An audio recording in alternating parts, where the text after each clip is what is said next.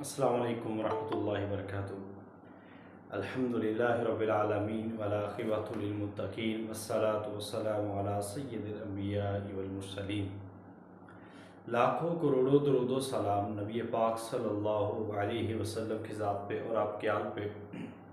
मोहतरम स्कॉलर्स, अल्हम्दुलिल्लाह हमने सीरतुन नबी का एक मुकम्मल सेशन जो है वो अभी पढ़ा है और मैं उम्मीद करता हूँ कि आप सबकी सीरतुन नबी के हवाले से इंशाअल्लाह एक जामे और एक बेहतरीन तैयारी जो है वो हुई होगी।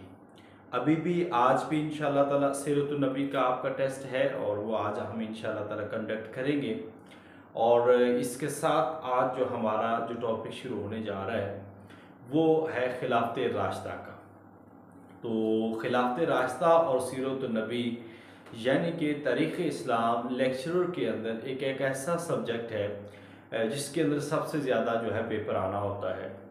तो पंजाब वाले उन सबको इल्म होगा कि उनके शेड्यूल भी जल्दी जारी होने जा रहे हैं, क्योंकि 9 जून को 8 जून को उनके जो डिफरेंट सब्जेक्ट्स हैं उनके एग्ज़ाम शुरू हो रहे हैं और इसके बाद लेक्चरर इस्लामियात की तैयारी जो है टेस्ट ये भी आने वाले हैं।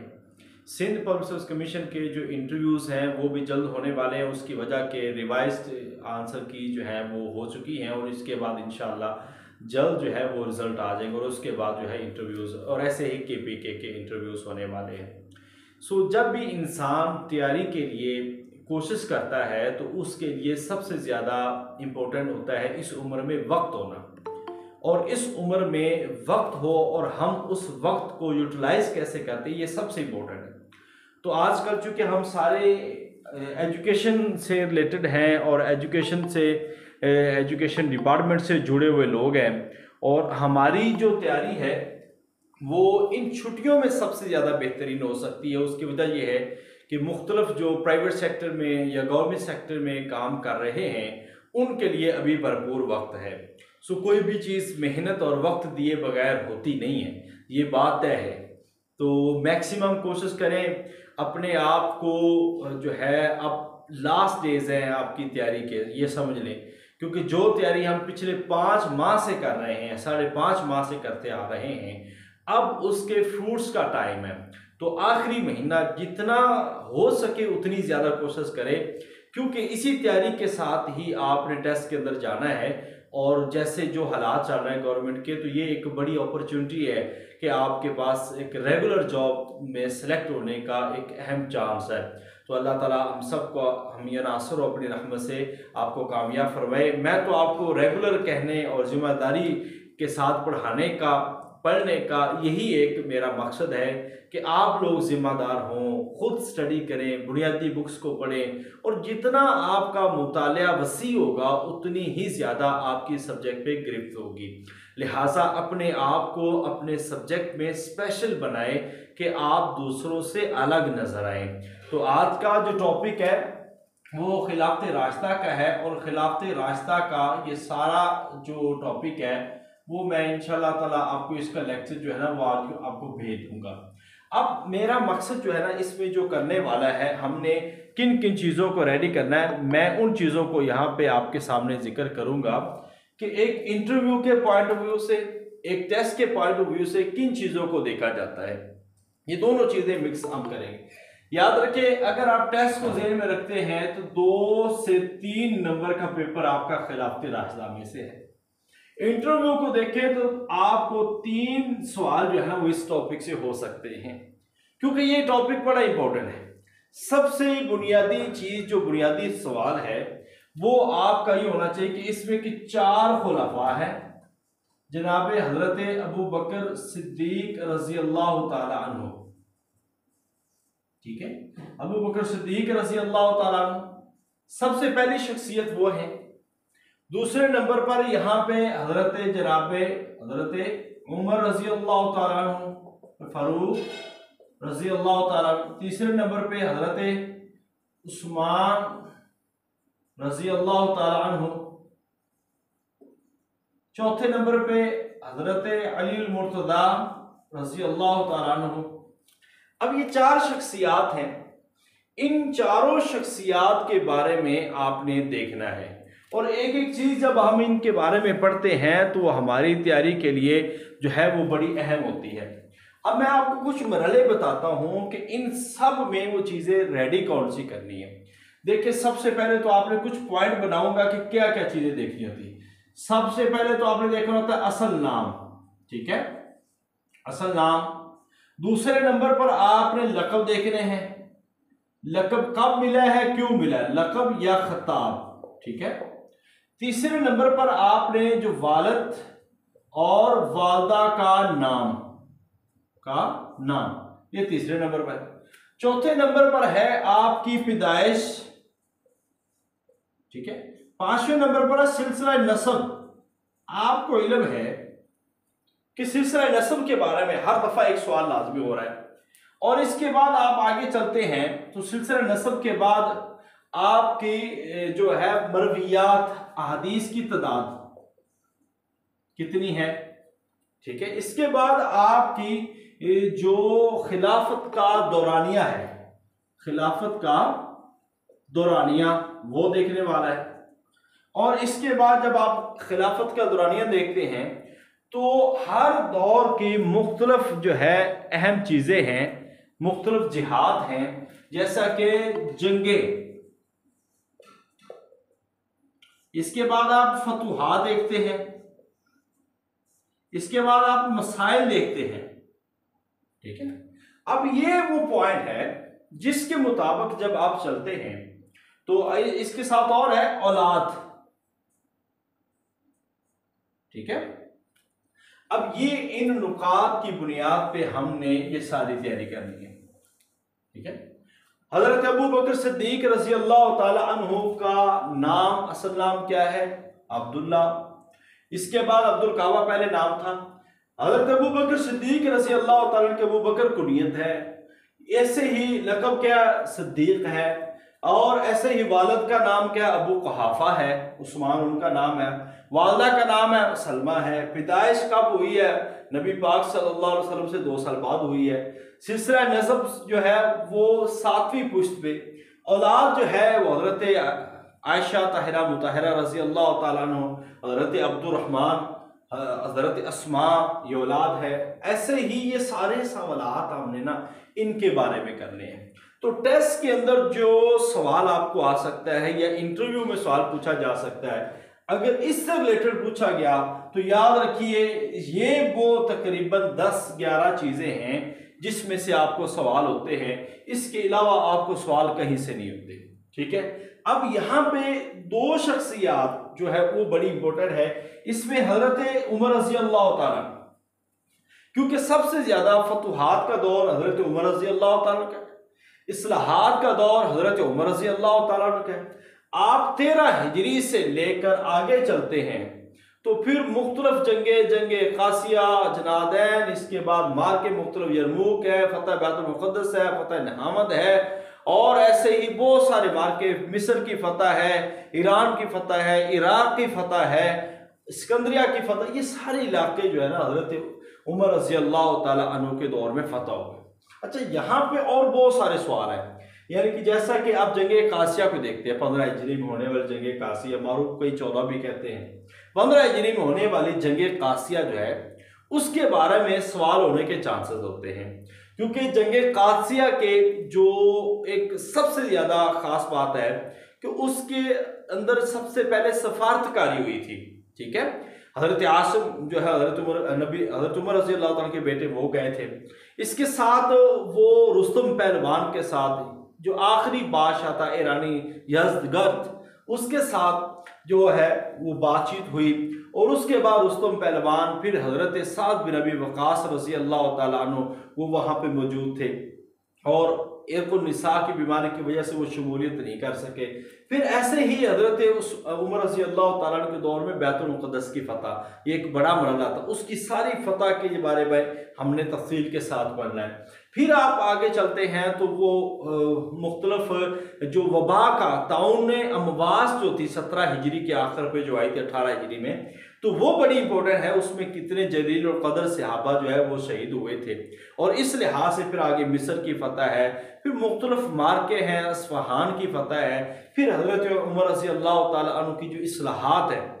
ये सबसे इम्पोर्टेंट है कि आपने जो मुख्तलिफ निज़ाम मुतारफ़ करवाए, वो किस किस ने मुतारफ़ करवाए, जेल खाना है और डाक का निज़ाम है, मरदमशुमारी है, पेंशन का निज़ाम है, ये सारे इस्लाहात जो है ना वो हज़रत उमर रज़ी अल्लाह ताला अन्हु, हज़रत उस्मान रज़ी अल्लाह ताला के दौर में, वैसे तो ख़ास तौर पर जो माना जाता है वो हज़रत उमर रज़ी अल्लाह ताला अन्हु के दौर को माना जाता है। सो इस अंदाज में मैंने लेक्चर में पढ़ाया हुआ है और इसी अंदाज में आपको नोट्स भेजेंगे, और इसी अंदाज में हमने इसको मिसाली गाइड बराए लेक्चर इस्लामियात के अंदर इस सिलेबस को हमने वहाँ पे मेंशन किया है। सो आपने ये जहन में रखना है कि आप इन सारी चीज़ों को इस अंदाज पे रेडी करें कि एक एक पहलू जो है वो हमारा क्लियर हो जाए। आज जुमेरात है, जुमेरात, जुमा, हफ्ता, इतवार, यानी कि 4 दिन हमने इसी पे लगाने हैं, क्योंकि आगे जब हम पढ़ेंगे ना खिलाफत बनु उमैया, बनु अब्बास और उस्मानिया और उंदुलस, तो याद रखिए, और बरे सगीर, उन सब में से एक एक सवाल आ रहे हैं। बनु उमैया में से एक या दो, मैं एक तो पक्का है, दो भी आ सकते हैं। बनु अब्बास में से एक ज्यादा आ सकता है, दो भी आ सकते हैं, मगर चांसेस यही है कि बाकी सारी तारीख में से 5 नंबर का पेपर आएगा, और ये बनु जो खिलाफत राशिदा है यहाँ से आपको 4 नंबर का पेपर आएगा, सीरत नबी से 8 नंबर का पेपर आएगा। तो मैक्सिमम हमारा सिलेबस यही है। सो हमने इसी को पढ़ना है। बनु उमैया और बनु अब्बास के कोई मुश्किल सवाल नहीं है, बहुत आसान से सवाल आते, वो इंशाल्लाह हम 1-2 लेक्चर में उसको कवर कर लेंगे। मगर ये चीज़ें आपने बहुत बेहतर अंदाज के अंदर इसको रेडी करना है। तो हज़रत उस्मान उमर रज़ी अल्लाह ताला की फिर शहादत है, उसके असबाब भी आपको पता होना चाहिए, किसने किया था, कब हुए थे, ये सारी चीज़ें। फिर हज़रत उस्मान रज़ी अल्लाह ताला, अब जब आप हज़रत उस्मान रज़ी अल्लाह ताला का दौर पढ़ते हैं तो इसमें बहुत ज़्यादा फतुहात है, ख़ास तौर पर जो है बहरी जंगें हैं वो हुई है। अब कब्रस फतह हुआ, साइप्रस जिस सिरे का नाम है, हज़रत अमीर मुआविया रज़ी अल्लाह ताला अन्हु जो है उनके दौर में वहाँ पे जो है बहरी जंगें हुई थी। पहले अमीरुल बहर कौन थे? हज़रत अब्दुल्ला बिन कैस। ऐसे सवालात, ये वो सवालात हैं जो इंटरव्यू में पूछे जाने वाले सवालात हैं, टेस्ट में पूछे जाने वाले सवालात हैं, क्योंकि इंफॉर्मेशन जो पूछी जाती है ना वो सेम पूछी जाती है। तो मैं आपको इसीलिए बता रहा हूँ कि हज़रत उस्मान रज़ी अल्लाह ताला अन्हु का दौर जो है फतुहात के लिहाज से, अरबीनिया की जंग के लिहाज से, फिर जमा तदवीन कुरान के लिहाज से, फिर मस्जिद नबवी की तोसी के हिसाब से ये बड़ा इंपॉर्टेंट दौर है। तो इस दौर को आपने बड़े उम्दा अंदाज के अंदर पढ़ना है। अब इंटरव्यू के लिए ना यहाँ पे कुछ सवाल होते हैं। इंटरव्यू में ना हज़रत उमर रज़ी अल्लाह ताला के बारे में लाजमी सवाल पूछ लिया जाता है, टेस्ट में भी लाजमी सवाल पूछ लिया जाता है। हज़रत उमर रज़ी अल्लाह ताला अन्हु के बारे में इंटरव्यू में बाज़ वक़्त ये सवाल हो जाता है कि खिलाफत राशिदा में आपको चारों में से सबसे ज़्यादा किसका दौर पसंद है। अब देखिए, हम जब इंटरव्यू दे रहे होते हैं तो हम ये समझते हैं कि अगर मैं किसी एक का बताऊँगा तो ये हो सकता है कि मुमकिन है कि वो पसंद ना आए, तो वो दूसरे सहाबा के बारे में कि बुरा ना हो। ऐसा नहीं है। असल में जो कमीशन के चेयरमैन है वो एक पढ़े लिखे और जो एक दुनिया को देखने वाले होते हैं ना, उनकी एक सोच होती है। वो ये चाहते हैं कि आप कोई क्लियर जवाब दें। आप किसी का भी दौर यहाँ पे सिलेक्ट कर सकते हैं, किसी का दौर भी यहाँ पे सिलेक्ट कर सकते हैं, कोई प्रॉब्लम ही नहीं है, कोई मसला ही नहीं है। मसला ये है कि जिसका भी दौर आप सिलेक्ट करें, आपको कम से कम इतना पता होना चाहिए कि उसके बारे में कुछ जस्टिफिकेशन दे सके। फर्ज कीजिए, मैं अगर मुझसे पूछा जाए कि आप इन चारों में से किसका दौर बेहतर समझते हैं, तो मैं कह सकता हूं कि हज़रत उस्मान रज़ी अल्लाह ताला का दौर बेहतर है, हज़रत उमर रज़ी अल्लाह ताला का दौर बेहतर है। क्यों? उसकी वजह क्या है कि इसमें बहुत ज़्यादा इस्लाहत हुई है। आप हज़रत अली रज़ी अल्लाह ताला, यानी कि ये आपके ऊपर डिपेंड करता है कि आप किसका कहेंगे।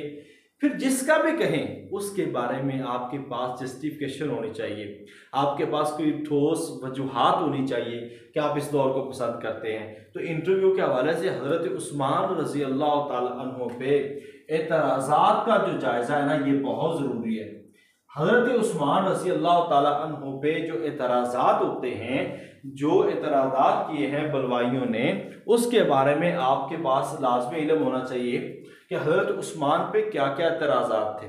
क्या उन्होंने वाक़अतन अपनी फैमिली को सपोर्ट किया था, या बैतुल माल को इस्तेमाल किया था, या अपने मुसर्रफ में लाए थे, या आपने कोई इंतकामी कार्रवाइयाँ की थी, तो ऐसे या कुरानों को जलाया गया था। तो ये एक बहुत बड़े सवाल है जो इंटरव्यू में हुए, और इस लिहाज से हज़रत उस्मान रज़ी अल्लाह ताला के दौर के हवाले से बाज़ मुस्तशरिकीन भी बात करते हैं, तो इंटरव्यू में ये चीज़ें पूछी जाने वाली कि वो क्या एतराज़ करते हैं।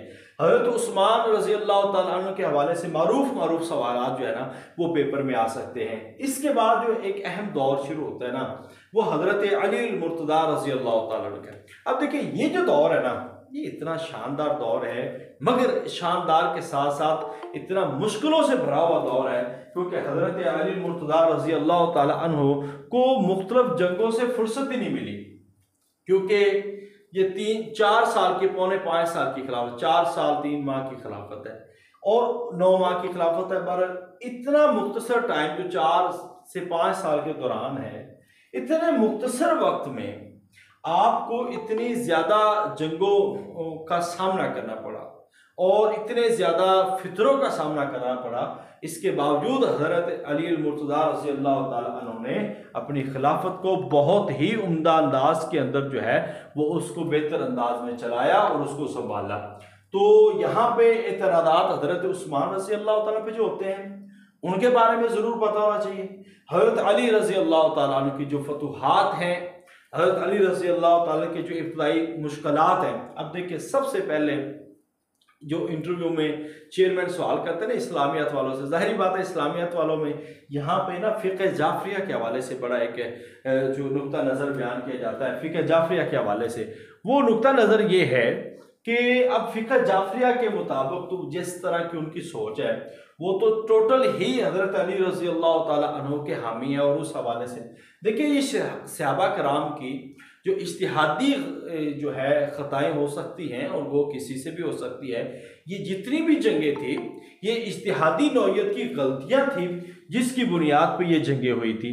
अदरवाइज़ हम ये नहीं फैसला कर सकते कि इसमें ये बरहक था, इसमें ये बरहक था। हाँ, जो ज़ाहिरी असबाब की बुनियाद पे अगर आपसे ये पूछा जाए या आपसे ये कहा जाए कि आप जंगे जमल में हज़रत अली रज़ी अल्लाह ताला अन्हु को हक़ पे समझते हैं या हज़रत आयशा रज़ी अल्लाह ताला अन्हा को हक़ पे समझते हैं, तो आपसे अगर पूछा जाए तो ये आप कह सकते हैं कि बेसिकली ये है तो एक इज्तिहादी नौइयत की जंगें थी।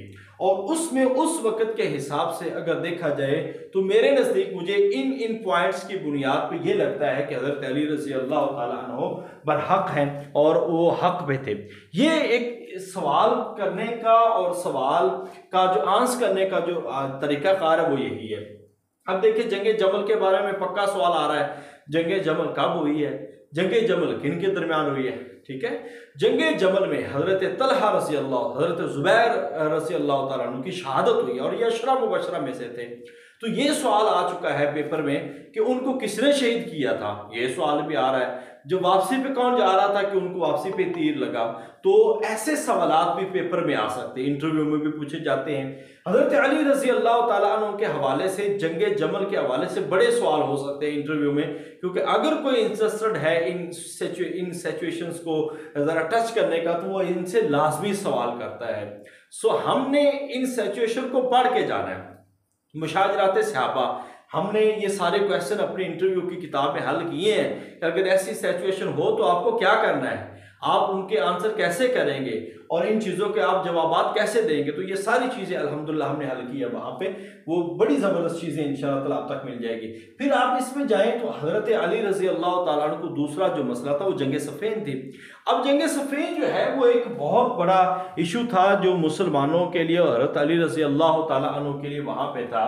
अब जंग सफ़ीन जो है वो हज़रत अमीर मुआविया और हज़रत अली मुर्तज़ा रज़ी अल्लाह ताला अन्हुम के दरमियान हुई है।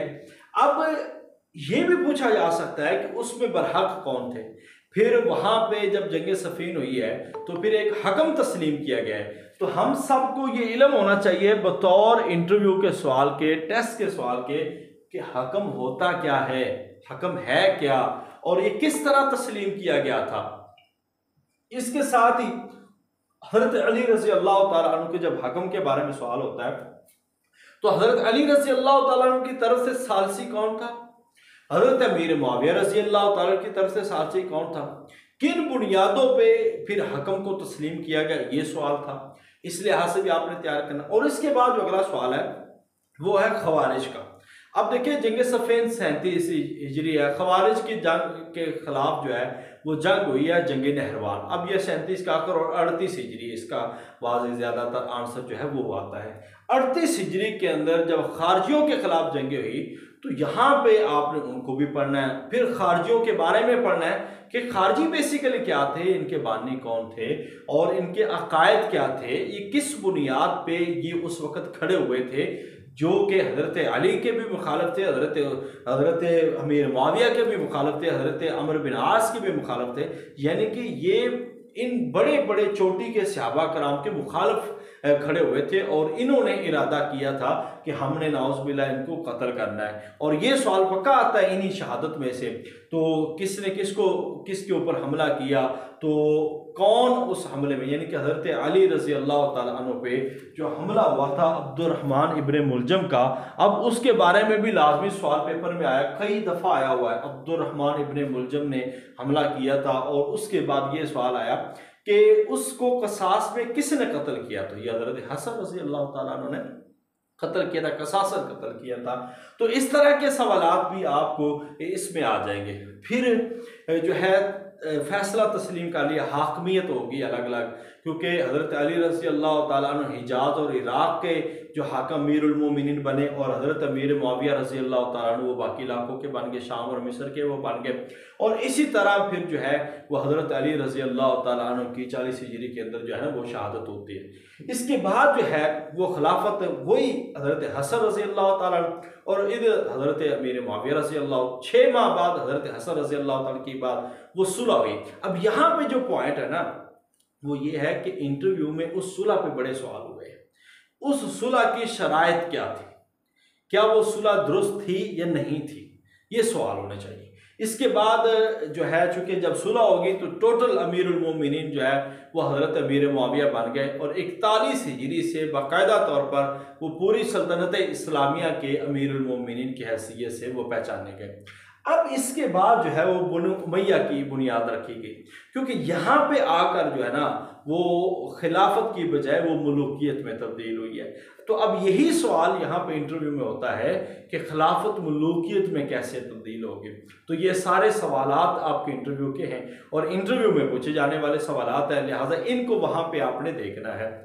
ये तो था जितने भी खुलफा हैं, खुलफाए राशिदीन, और उनके बारे में जो तफासील थी उनके बारे में जो पढ़ना था कि हमने उनके असल नाम देखने हैं, इस्लाम कब कबूल किया है, लक़ब क्या था किस वजह से था, खिताब क्या था किस वजह से, वालिद और वालिदा के नाम है, कुनियत है, पैदाइश कब हुई है, सिलसिला नस्ब कहाँ पे पहुँचता है, औलादें कौन कौन सी हैं या बीवियाँ कौन कौन सी हैं, कितनी हैं, फिर आपसे जो अहादीस रिवायत की गई वो कितनी है, खिलाफत का दौरानिया कितना है, जंगें कौन कौन सी लड़ी गई हैं और फतुहात कौन कौन सी हुई हैं, फिर इसके अंदर दीगर जो मसाइल हैं, फिर हज़रत अबू बकर है, हज़रत उमर, हज़रत उस्मान, हज़रत अली, इन सब के अलग अलग फतुहात, इन सब की जो अलग अलग जंगें हैं, किसके अंदर कौन से कमांडर थे। ये तो था एक जो है खिलाफत राशिदा के हवाले से। अब खिलाफत राशिदा है क्या उसके बारे में भी आपको पता होना चाहिए कि खिलाफत हिदायत याफ्ता लोगों की खिलाफत, तो ये इससे मुराद कौन कौन से हैं और खिलाफत के कितने साल हैं, कब से कब तक खिलाफत रही है। ठीक है, हज़रत अबू बकर सिद्दीक़ रज़ी अल्लाह ताला अन्हु की देखिए यहाँ पे एक और बड़ा इंपॉर्टेंट क्वेश्चन है जो हमने यहाँ पे पढ़ना भी है, आप लोगों ने भी मुताला करना है कि यहाँ पे खिलाफत कमेटियाँ बनी हैं, यानी कि हज़रत अबू बकर सिद्दीक़ रज़ी अल्लाह ताला अन्हु ने जब खिलाफत संभाली है सक़ीफ़ा बनु सादा के अंदर, तो वहाँ पे क्या हालात थे, तो किन किन चीज़ों पे बैत हुई थी, किस किस ने बैत की थी और क्या मुख्तलिफ आरा थी वहाँ पे। फिर यहाँ पे एक और देखें तो वाक़या किरतास एक आता है जो नबी पाक सल्लल्लाहु अलैहि वसल्लम की वफ़ात से, आका अलैहिस्सलाम के विसाल से कुछ 4 दिन पहले का वाक़या आता है, वो वाक़या किरतास क्या था ये भी पूछा जाता है। इसके बाद ये पूछा जाता है कि हज़रत अली रज़ी अल्लाह ताला अन्हु ने जो है हज़रत अबू बकर सिद्दीक़ रज़ी अल्लाह ताला के फौरी बैत क्यों ना की, ये भी एक सवाल आ जाता है। हज़रत फ़ातिमा तो ज़हरा रज़ी अल्लाह ताला अन्हा का जो सवाल है वो ख़ास तौर पर जो बाग़ फ़दक है उसके बारे में। तो बाग़ फ़दक क्या है, ये बेसिकली ना इंटरव्यू के सवाल है। तो ये आपसे पूछा जाता टेस्ट में कि बाग़ फ़दक आया कहाँ से था, ठीक है, तो ये कौन से बाग था और किसके लिए वक़फ़ था। और इंटरव्यू में और टेस्ट में ऐसे सवालात आने हैं, सो इंटरव्यू की जो तैयारी कर रहे हैं उनके लिए तो सबसे इंपॉर्टेंट है, और जो टेस्ट की तैयारी कर रहे हैं उनके लिए 4 नंबर का पेपर आपका खिलाफत राशिदा में मौजूद है। लिहाजा इन 4 नंबरों में से एक नंबर भी मिस नहीं होना चाहिए। और इसके लिए मैंने आपको बताया है कि आपने किस किताब का मुताला करना है। शेख मोहम्मद रफ़ी की किताब जो तारीख़ इस्लाम उसको पढ़ लें, मिसाली गाइड के अंदर इसको पढ़ लें, गुलदस्ता से पढ़ लें, तो इंशाअल्लाह ताला और तीसरी किताब चौथी किताब पढ़ने की आपको ज़रूरत ही नहीं है। ये इतनी चीज़ें अब जब डिफरेंट चीज़ों से पढ़ोगे, डिफरेंट किताबों से पढ़ेंगे, तो आपकी एक बेहतरीन और जामे तैयारी हो जाती है। ये हम जो लोग समझते हैं ना कि शायद कोई एक किताब पढ़ लेने से हमारी एक बेहतरीन तैयारी हो जाती, नहीं, ऐसा नहीं है। हमें जब भी कोई तैयारी करनी होती है तो ज़बरदस्त तैयारी वही होती है जो मुख्तलिफ किताबों से पढ़ा जाए, मुख्तलिफ किताबों से उसकी तैयारी की जाए। एक ही पोर्शन को 3 मुख्तलिफ जगहों से पढ़ेंगे तो फिर तैयारी होगी, फिर इसके टेस्ट होंगे, जब 2-3 टेस्ट होंगे, जब 2-3 किताबों से पढ़ेंगे और आप लेक्चर सुनेंगे, तो इंशाअल्लाह ताला मेरे हिसाब से कोई एक भी क्वेश्चन ऐसा नहीं होगा जो आपको ना आता होगा। इंशाअल्लाह ये मेरा आपसे वादा है कि आपने इसको इतने बेहतर अंदाज से लेके चलना है, इसको आगे पढ़ना है। अब यहाँ तक तो खिलाफत राशिदा के हवाले से आज मैं आपको एक पहला लेक्चर जो है इसका वो आपको भेज दूंगा और दूसरा लेक्चर कल भेज दूंगा। एक चीज और है यहाँ पे जो आपको बतानी जरूरी है, उसके बारे में हम देखते हैं। वो चीज है खिलाफत राशिदा के हवाले से जो इंपॉर्टेंट चीज है ना, वो है सिपा सलार। सिपा सलार खिलाफत राशिदा, ठीक है, सिपा सलार खिलाफत राशिदा, ये बड़ा इंपॉर्टेंट है। अगर तो आप शेख मोहम्मद रफ़ी की किताब से पढ़ेंगे या मिसाली से पढ़ेंगे तो ये वहां पे मिल जाएंगे आपको सारे, ठीक है। अब इसमें बड़े मारूफ सिपा सलार थे, हजरत अमर बिन आस थे जो कि खुलफाए राशिदीन को मुयस्सर थे। हजरत अमर बिन आस, हजरत खालिद बिन वलीद रज़ी अल्लाह ताला, मुगीरा बिन शोबा रज़ी अल्लाह ताला, हजरत साद बिन अबी वक़ास रज़ी अल्लाह ताला, हजरत अबू उबैदा वो भी मौजूद थे, हजरत मुआज़ बिन जबल भी मौजूद थे। बहरहाल मारूफ जो है वो इनके बारे में आता है, ठीक है। खालिद बिन वलीद रज़ी अल्लाह ताला, हजरत अबू उबैदा भी थे, मैंने वो भी बता दिया। तो इस तरह जितने भी जो सिपा सलार थे, अब उनके बारे में आपने मुख्तसर और जामे अंदाज में पढ़ना है, मुख्तसर और जामे अंदाज में पढ़ना है। जैसा कि हजरत अमर बिन आस रज़ी अल्लाह ताला अन्हु का किस कबीला से ताल्लुक था, कब इस्लाम लाए हैं, कौन कौन सी जंगों में शमूलियत की है और किस इलाके को फतह किया। एक बड़ा सवाल को हर मरतबा पूछा जाता है, फाते मिस्र कौन से हैं? हजरत अमर बिन आस रज़ी अल्लाह ताला अन्हो फाते मिस्र कहलाते हैं, इन्होंने मिस्र को फतह किया था।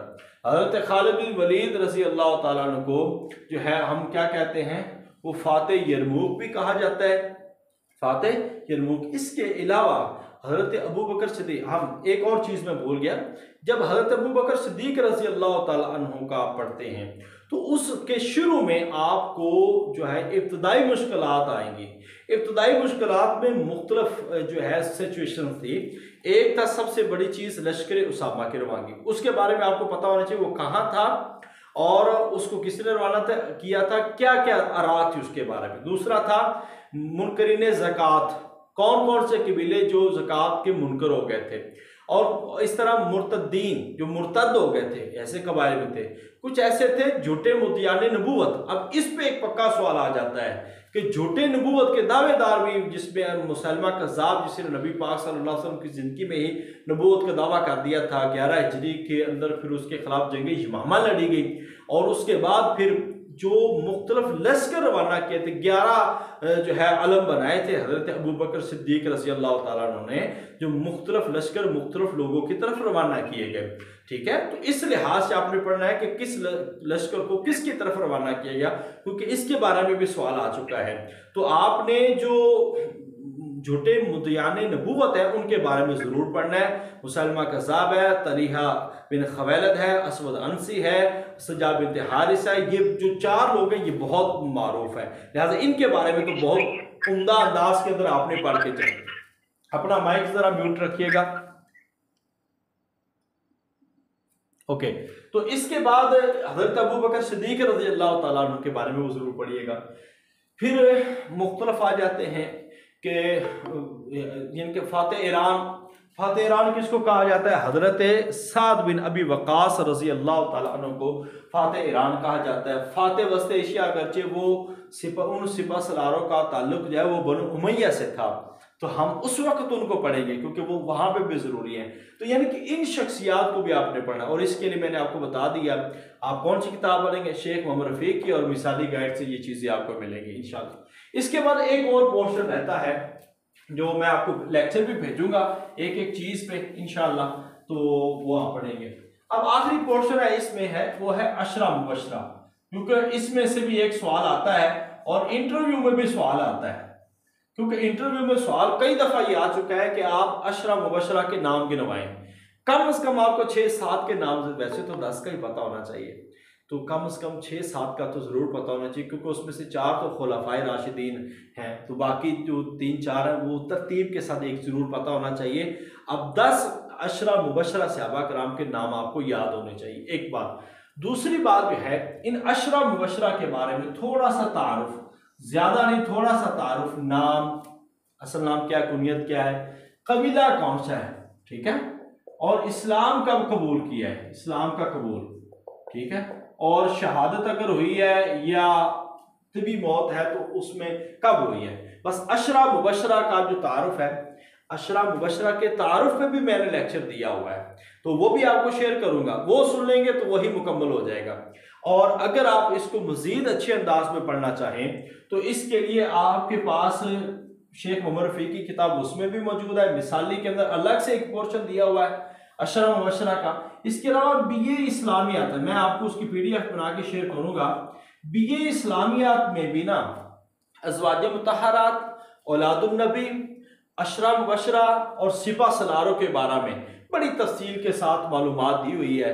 वो मेरे पास एक फाइल है, अगर मैं आपको वो शेयर करूंगा जब अशरा मुबशरा का लेक्चर होगा तब शेयर करूंगा, तो आप उसको वहां से पढ़ लेंगे तो इंशाअल्लाह ताला ये कवर हो जाएगा। सो इनमें से भी सवाल होना है, अशरा मुबशरा से एक सवाल होगा, सिपा सलारों से एक सवाल होगा, 3 सवाल आपको खिलाफत राशिदा से होंगे, तो 5 सवालों पे मुश्तमिल ये एक लेक्चर होगा जिसके अंदर आपको 5 नंबर मिलने वाले हैं। सो इस पोर्शन को हमने किसी भी लिहाज से इग्नोर नहीं करना, क्योंकि PPSC के चेयरमैन, सिंध के चेयरमैन, KPSC के चेयरमैन वो भी यही सवाल करते हैं, और अशरा मुबशरा के बारे में भी पूछते हैं और सिपा सलारों के बारे में भी पूछते हैं। खिलाफत राशिदा के बारे में तो उन्होंने पूछना ही पूछना है, मुख्तलिफ जंगों की वजूहात उन्होंने पूछनी है, फतूहात पूछनी है, इस्लाहात पूछनी है, बेहतर दौर कौन सा पूछनी है। और जो मैंने आपको इख्तलाफी सवालात बताए हैं, याद रखिए इंटरव्यू में ये बहुत काम आने वाले होते हैं कि जब हम वहाँ पे एक पब्लिक पोस्ट के लिए वहाँ पे जाते हैं तो वहाँ पे हमें ऐसे सवालात का सामना करना पड़ता है कि कोई लोग आपसे, मुमकिन है कि चेयरमैन जो है वो फ़िक़्ह जाफरिया मसलक से ताल्लुक़ रखने वाला हो, तो हम वहाँ पे क्या करेंगे, तो ऐसी सिचुएशन को कैसे हैंडल करना है, ये सारी चीज़ें हमने अल्हम्दुलिल्लाह मिसाली वॉल्यूम 2 जो इंटरव्यू की गाइड है हमने उसमें वो चीज़ें लिख दी हैं। इंशाल्लाह वो चीज़ें भी आपके लिए बहुत ज़्यादा फ़ायदेमंद होगी। तो मेरा बस यही कहना है कि आप इन चीज़ों को पढ़िएगा, इन चीज़ों को देखें, नोट्स पढ़ें, और 4 दिन मुसलसल मैं आपको कह रहा हूँ, 4 दिन जुमरात, जुमा, हफ्ता, इतवार तक यही टॉपिक को पढ़ते जाएं और इसी टॉपिक को उम्दा अंदाज में तैयार करें तो इंशाअल्लाह ताला आपकी जो है ना बेहतरीन और जामे तैयारी हो जाएगी। तो आज अभी मैं आपको क्लास के बाद पहला लेक्चर खिलाफत राशिदा का, जिसमें हज़रत अबू बकर सिद्दीक रज़ी अल्लाह ताला, हज़रत उमर रज़ी अल्लाह ताला का तारुफ होगा, उसी पे नोट्स होंगे, वो आपको शेयर करूंगा। आपसे गुजारिश है कि आप मुख्तलिफ किताबों से, जो मैंने 3 बताई हैं, मिसाली, गुलदस्ता और इसके साथ साथ जो मैंने शेख मोहम्मद रफ़ी की किताब बताई है, आपने इन तीनों को वहां से पढ़ना है। वहां से पढ़ लेंगे तो एक एक चीज, ये सारी खिलाफत राशिदा और सहाबा कराम का तारुफ पे ना, मिसाली गाइड के अंदर जहां पे आप देखेंगे ना खिलाफत राशिदा वाला टॉपिक, वहां पे मैंने 25 सहाबा कराम का बड़ा उम्दा अंदाज में तारुफ करवाया है। तो अगर वो 2 पेज ही कर लेंगे ना तो इंशाल्लाह काम हो जाएगा, वो सारी चीजें आपकी कवर हो जाएंगी, क्योंकि हमने उसमें अशरा मुबशरा भी शामिल कर दिए हैं, सिपा सलार भी शामिल कर दिए हैं और मारूफ सहाबा कराम भी शामिल कर दिए हैं, तो और इसके अंदर जो खिलाफत राशिदा है वो भी शामिल कर दी है। सो जिस बेहतर अंदाज से उसको पढ़ लेंगे वो चीज़ें सारी इंशाअल्लाह ताला आपको याद रहेंगी। 1 बाय 1 हम लेक्चर भेजेंगे। आज पहला लेक्चर होगा, लाइव क्लास अभी जो हुई है इसके बाद लेक्चर भेजूंगा। कल आपकी लाइव क्लास नहीं, कल दूसरा लेक्चर हो जाएगा, परसों फिर आपका इंशाअल्लाह ताला एक लेक्चर होगा और फिर परसों हमारी जो है ना, कल या परसों हम एक डिस्कशन क्लास करेंगे। जितना पढ़ लिया होगा उस पर हम एक डिस्कशन करेंगे ताकि रिवाइज हो जाए, चीज़ें आपको आती हैं या नहीं आती, और उसके बाद फिर हमारे जो है ना वो टेस्ट हो जाएंगे, जिसमें अशरा मुबशरा भी टेस्ट होगा और साथ में खिलाफत राशिदा का टेस्ट होंगे। तो जब बार बार हम टेस्टिंग करेंगे तो चीज़ों को पहले पढ़ेंगे, फिर डिस्कस करेंगे, फिर जाकर टेस्ट देंगे, तो एक अच्छी तैयारी हो जाती है। अल्लाह ताला हम सबका हामी नासर हो। कल इंशाअल्लाह ताला हमारे सिंध और खैबर पख्तूनख्वा के लोगों के जब मॉक इंटरव्यूज़ करेंगे वो उनकी क्लास होगी, बाकी जो है हमारे लाइव क्लास नहीं। तो आप लेक्चर बर वक्त मिल रहे हैं, जिम्मेदारी के साथ पढ़ें, क्योंकि मैं अक्सर लोगों को हमने फीडबैक के लिए परफॉर्मा भेजा है, मगर अभी तक माजरत के साथ कि हम लोग कितने सिंसियर होते हैं। मैं अपनी जिम्मेदारी कभी नहीं भूलता, मैं अपनी जिम्मेदारी के साथ हालात जैसे भी हों, मुश्किल हो, मेरे लिए वक्त हो या ना हो, मैंने हमेशा कोशिश की है कि आप लोगों के लिए मुसलसल अपनी एफर्ट करता रहूं, अपनी मेहनत करता रहूं। और मैं मुसलसल लोगों को मैंने मैसेज भी किए हैं कि आप अपना फीडबैक भी दें, अपने टेस्ट के नंबर शेयर करें, मगर 5 से 6 लोगों के अलावा किसी ने वो फीडबैक भी नहीं दिया। तो हमारे पास अपने लिए भी टाइम नहीं है। देखिए, मैं मुसलसल इतनी मसरूफियात के बावजूद भी आपसे इतना टच रहता हूँ, तो जिम्मेदारी आपको उठानी है। ये ऑनलाइन इदारे हैं और ऑनलाइन इदारे कोई आपके ऊपर वाच नहीं कर सकेंगे। हर इंसान ने अपनी ज़ात के लिए पढ़ना है और अपने नफ़े के लिए पढ़ना है, कभी किसी पे किसी ने कोई एहसान नहीं करना। सो आप सबसे गुजारिश है कि आप हमारे एकेडमी के सितारे हैं और इंशाअल्लाह ताला आपकी बदौलत अल्लाह ताला हमें कामयाबियाँ भी देगा। तो ये मैसेज भी अपने ग्रुपों में किया करें, जो आपके मिनी ग्रुप्स हैं उसके अंदर भी डिस्कशन करें। जितने ज़्यादा, फर्ज कीजिए यही टॉपिक हम पढ़ रहे हैं तो इसी टॉपिक को आप इसके ऊपर 5-5 सवाल भेजें, डिस्कशन करें। एक टॉपिक को आप समझें कि हमने इस पे आज डिस्कशन करनी, हर बंदा 5-5 सवाल ही करेगा ना, तो इंशाल्लाह कितना नॉलेज जो है ना वो इकट्ठा हो जाएगा। तो कुछ हिलने से, कुछ हरकत करने से ही बरकत होगी और इंशाल्लाह ताला आप सब ज़रूर मेहनत करेंगे और कर रहे हैं। मज़ीद जो लोग नहीं कर रहे उनके लिए दुआ भी करें और उनको मैसेज भी करें ग्रुप में कि यार तमाम अहबाब जो है ना वो जिम्मेदारी के साथ वर्क करें, क्योंकि अब टेस्ट के लिए वक्त नहीं है, अब मेहनत के लिए वक्त है। ज़रूर मेहनत करें। अल्लाह ताला हम सब का हामी नासर हो, अल्लाह ताला अपनी रहमत से कामयाब फरमाए। बाकी जहाँ पे कोई कमी कुताही अगर हमारे अंदर नजर आए या आपको लगे तो आप हमें ज़रूर बताएं, या आपको कोई बेहतर मेथड लगे आप हमें वो बताएं, क्योंकि मेरा मकसद आप लोगों की कामयाबी के अलावा और कुछ नहीं है। आप लोग कामयाब हैं तो इंशाअल्लाह ताला मैं भी कामयाब हूँ, क्योंकि अल्हम्दुलिल्लाह मैं तो अल्लाह का फजल एक पोस्ट पे बैठा हूँ और अब आपने इस पोस्ट पे आना है तो आप हमारे कुलीग बनेंगे तो हमें ये कितनी खुशी होगी, और ये मेरे मिसाली इदारे के लिए अल्हम्दुलिल्लाह बहुत ज़्यादा खुशी होगी। आप हमारे लिए जो है बाइस इज़्ज़त है और इंशाअल्लाह बाइस इफ्तिखार बनेंगे। अल्लाह ताला आपको अपनी रहमत से, मुझे और आपको अपनी रहमत से कामयाब फरमाए। अपना बहुत सारा ख्याल रखिए, जिम्मेदारी के साथ पढ़े, कोई हो ना हो, कोई कहे ना कहे, आपने तैयारी करनी है और आपने वक्त देना है। इंशाअल्लाह अल्लाह आपका दिया हुआ वक्त ज़ाया नहीं करेगा। अस्सलाम वालेकुम रहमतुल्लाहि व बरकातहू। सर इसमें ना नेट का इशू बहुत ज्यादा रहा है सर, इसकी रिकॉर्डिंग तो सेंड कर देना। जी बिल्कुल, रिकॉर्डिंग है सर। ठीक है, थैंक यू।